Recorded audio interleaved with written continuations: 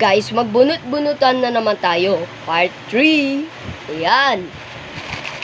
So, bago muna yan, hulaan nyo kaya kung kung ano kaya ito, kung bansa, sikat na cities, or pangalan. Siyempre, ito yung notes. Ayun, nakita na nga natin. Kahit di pala nakatupi, pwede na. So, hanapin na. Ayan, no? Iran. Noong isang araw, Iran, Manila, and Germany. Kahapon, Canada, India, at Kazakhstan. Ngayon naman kaya, ano kaya? 7, 8, 9. So, tara. Yan. Nakawalo na natin. So, ayan. Bunot-bunutan, part 3. Ayan, guys, part 3 na. So, siyempre, ayan. Kung gusto nyo makita, ayan, oh.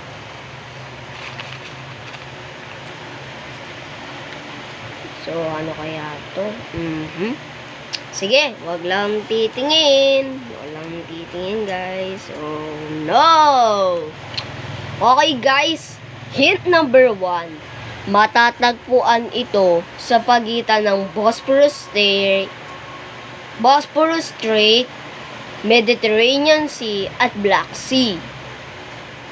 At border dito ng mga countries katulad ng Greece, Bulgaria, Georgia, Armenia, Azerbaijan, Iran, Iraq, Syria, at Cyprus. Paano Cyprus? Dahil sa konektado sila sa land ng Northern Cyprus. Number 2. Ang sikat na Kapitolyo na ito ay Istanbul ay dati palang nasakop ng Byzantine Empire noon. Pangatlo. Ang Kapitolyo na ito ay Ankara ay matagal na palang nabubuhay noon. At pang-apat, ang pangalan ng bansang ito ay sikat sa ngalan ng isang manok. Hula na. 5, 4, 3, 2, 1. The Republic of Turkey. So, gusto niyo makita? Ayan, oo. Turkey. So, ayan, guys. Gusto niya kasi sa anino. So, bakit kaya border ni Turkey ang mga bansang Greece at Bulgaria, pati na din Cyprus? According sa geography, ang bansang Greece ay ang bansang Turkey ay naano daw sa Bosphorus Strait. Doon sa diretsyo ng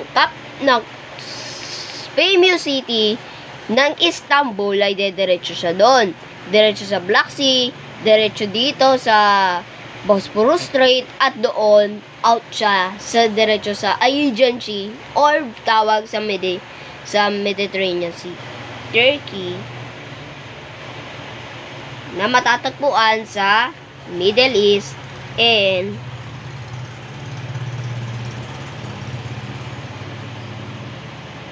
kasi yung Balkans. Sinusulat na natin kung anong religion. Okay, sana naman hindi bansa.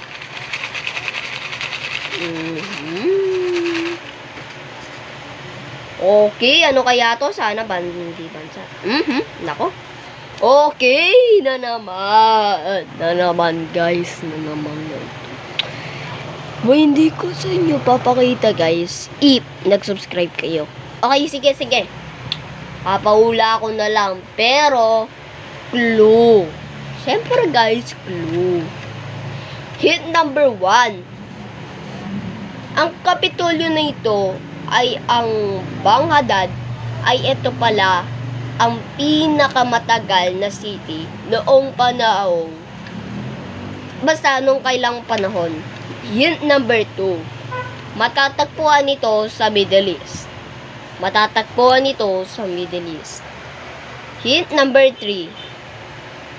Ang bansang ito ay nasakop ng bansang United Kingdom at nagkaroon ng independence sa United Kingdom noong 20th century.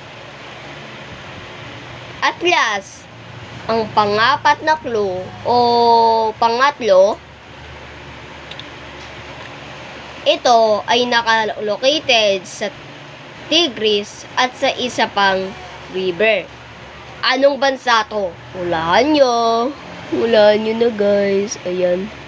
So, hulaan nyo na. Hindi ko na ako magbibilang. Hulaan nyo na in 3, 2, 1. Wait. Iraq. Ayan na, guys. So, Iraq. Iraq. So, Iraq nga, guys. Iraq. Okay, so susunod naman, Iraq, no? Bakit lagi Iraq? Wala katapusang bansa, guys. So, Iraq. Same tayo dito. Ayan. Next, number 9. Number 9.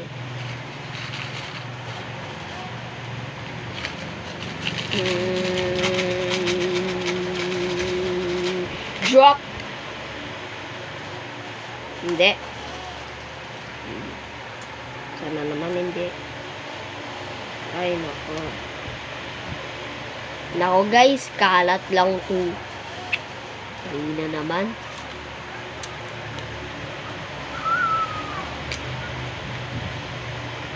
Mali na naman, guys. Kalat lang kasi. Daming kalat. Halo na naman, Sana naman, guys. Ba't lagi kasing bansa? Dapat sikat na city at pangalan. Ito na nga talaga.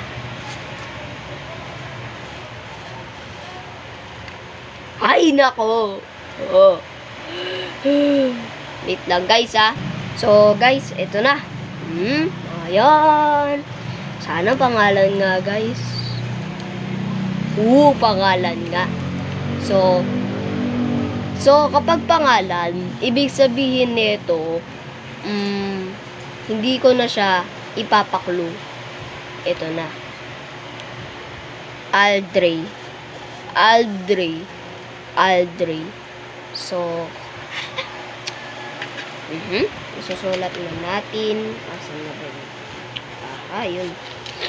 So, Aldrey. Okay. Aldrey nga, guys. Aldrey. Ayan, Aldrey. So, Turkmenistan, Iraq, at Aldrey. So, pagkatapos niyan, bukas ay 4/20/24.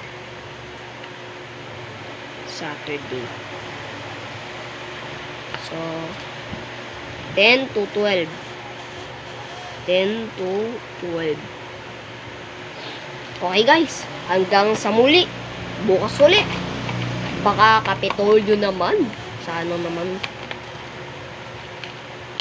May butas na pala dito niya. Hanggang sa muli.